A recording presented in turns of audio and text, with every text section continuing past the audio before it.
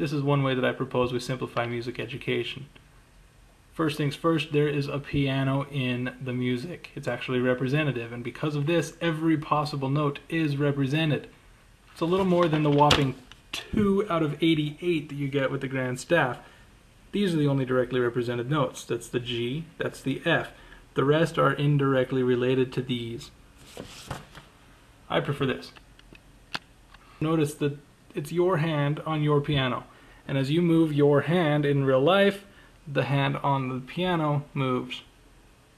I'm going to pause it here for a second. There's one thing that I failed to mention, and I'm hoping it's obvious, but as it records your hand, you could just record the entire song. Then instead of finger numbers, you have fingers themselves recorded on the notes. But there are a few reasons I've decided not to do this. The biggest is I'm frustrated with my $2 Amazon camera. I would just rather say visit your teacher if you have fingering questions, or submit suggested fingerings if you're a teacher. Right is right, and left is left. These two are the left and the right of the skinny column. They're going to correspond with the notes right there. They're coming. Got it? Now notice that these all look identical. The notes aren't all visually unique. Instead, they are copies of each other, just like they are on a piano. That's a copy, that's a copy, that's a copy. They correspond with these three of the left, right, and the middle of the wide column. Rhythm is pretty easy. You just copy it. You don't even need to understand it. You don't have to know how to count either. You don't have to know what the metronome is all about. You can just play along. Isn't that a little closer to what the students really want when they sign up for lessons anyways? Just playing. This is not difficult in real life, but you have to explain a lot before the student can even attempt it with sheet music. Once again, notes that look the same in real life also look the same on the screen, making it a lot easier to tell pitch classes. Just watch here for a minute. First, the student learns the lag keys.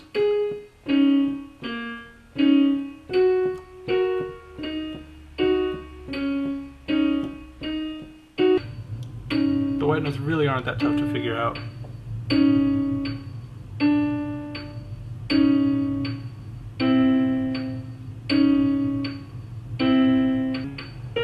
More white notes.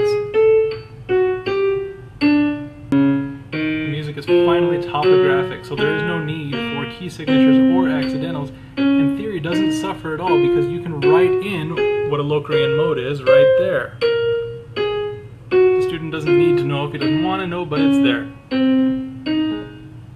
And guess what's literal? You got it. Arpeggios, grace notes, any kind of uplets. Fermata, and of course, trills.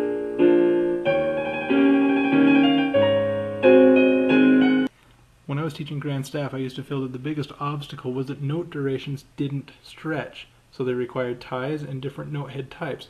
Well, check this out. They do stretch, and there is no need for different note head types. Piano roll is my recommendation for music notation because it is, objectively speaking, simpler. There is no need for ledger lines, octave displacements, clef reassignments, key signatures, accidentals. There are no breaks in the music, no need for rests or ties or beams or dots or any European translation.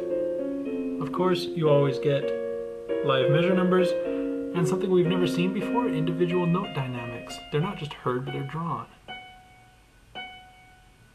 So am I seriously suggesting that all these dots are easier than the grand staff?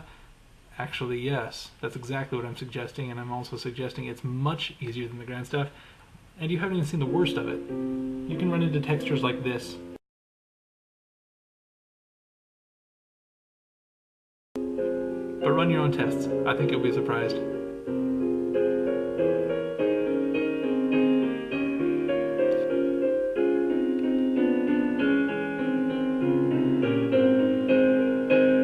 So what's my point with all this? I'm just kidding, it's not war. It's because I would appreciate any and all help that I can get fleshing out a music library of piano roll pieces. Right now there's not a lot there, so if you can help me, please contact me. universityofsteve@gmail.com